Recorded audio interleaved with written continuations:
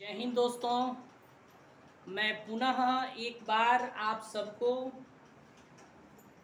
सबका स्वागत करता हूं अपने YouTube क्लास में, जिसका नाम है सनराइज जीएस रिसर्च सेंटर। दोस्तों, आज हमने पॉलिटिकल साइंस का एक टॉपिक सेलेक्ट किया है, जिस टॉपिक में हम लोग फंडामेंटल राइट्स, मौलिक अधिकार के बारे में जानते हैं। तो आइए जानते हैं। मौलिक अधिकार भारतीय संविधान के भाग 3 में है।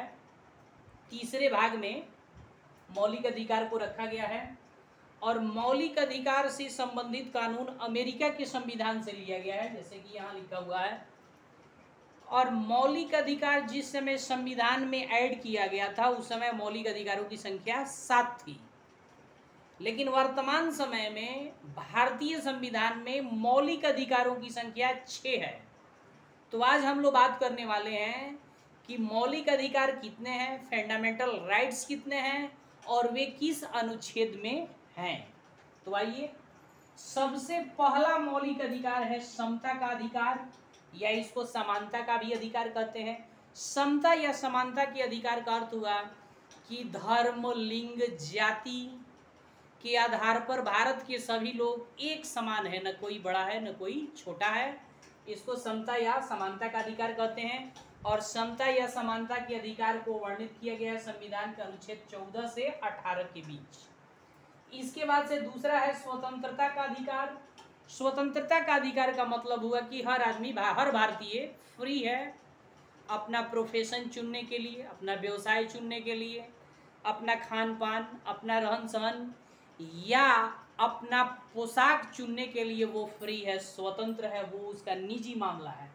तो इसको हम लोग कहते हैं स्वतंत्रता का अधिकार। और स्वतंत्रता के बारे में, स्वतंत्रता के अधिकार के बारे में वर्णन किया गया है संविधान के अनुच्छेद 19 से लेकर 22 के बीच। इसके बाद से तीसरा आता है शोषण के विरुद्ध अधिकार, यानी कि कोई भी व्यक्ति किसी भी व्यक्ति का शोषण करता है, चाहे वो शारीरिक शोषण करता हो या उसका मानसिक शोषण करे या धार्मिक शोषण करे या सामाजिक शोषण करे, तो जिस व्यक्ति का शोषण हो रहा है वो व्यक्ति शोषण करने वाले व्यक्ति के खिलाफ आवाज उठा सकता है। इसको शोषण के विरुद्ध अधिकार कहते हैं। और शोषण के विरुद्ध के अधिकार का वर्णन किया गया है संविधान के अनुच्छेद 23 से 25 के अंदर। इसके बाद से भारतीय संविधान में स्वतंत्रता का अधिकार दिया गया है, धार्मिक स्वतंत्रता का अधिकार। धार्मिक स्वतंत्रता का मतलब हुआ कि कोई भी व्यक्ति किसी भी धर्म को मान सकता है, उस धर्म के अनुसार आचरण कर सकता है, उस धर्म की प्रचार प्रसार कर सकता है मर्यादा में रहकर। तो धार्मिक स्वतंत्रता है। और धार्मिक स्वतंत्रता के बारे में वर्णन किया गया है संविधान के अनुच्छेद 25 से 28 के बीच। उसके बाद से जो है प्राथमिक शिक्षा का अधिकार है, यानी कि प्रत्येक बच्चा जो न्यूनतम 1 से 14 साल का हो, यानी 6 से 14 साल का हो, तो प्रत्येक बच्चा का प्राथमिक शिक्षा उसका मौलिक अधिकार है। तो प्राथमिक शिक्षा का अधिकार इसको रखा गया है अनुच्छेद 29 से 30 में। और फिर छठा मौलिक अधिकार है संवैधानिक उपचारों का अधिकार। और संवैधानिक उपचारों का के अधिकार को रखा गया है भारतीय संविधान के अनुच्छेद 32 में।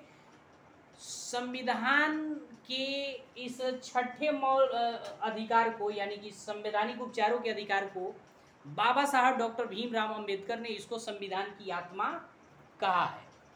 संवैधानिक उपचारों का मतलब ये हुआ कि ऊपर जितने भी मौलिक अधिकार हैं, इन मौलिक अधिकारों का यदि हनन हो रहा है, कोई व्यक्ति आपके मौलिक अधिकारों से आपको वंचित कर रहा है, तो आप न्यायालय जा सकते हैं। और न्यायालय, चाहे वो उच्च न्यायालय हो या सर्वोच्च न्यायालय हो या सिविल कोर्ट हो, न्यायालय आपके मौलिक अधिकारों की रक्षा करेगी और आपके मौलिक अधिकारों की रक्षा के लिए रिट या याचिका जारी करेगी, जो 5 प्रकार की होती है। कभी हम लोग याचिका के बारे में, रिट के बारे में पढ़ेंगे।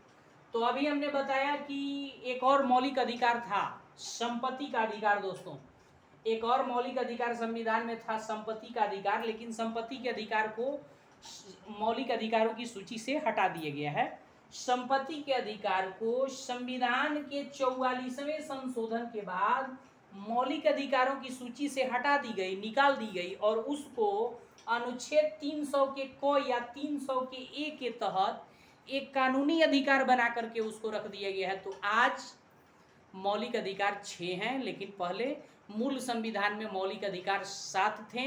मौलिक अधिकार से एक को हटाया गया, यानी संपत्ति के अधिकार को हटा दिया गया, रखा गया है अभी अनुच्छेद 300 के क के तहत एक कानूनी अधिकार बना करके। तो ये आज का क्लास रहा, आप लोगों को बेहद पसंद आया होगा।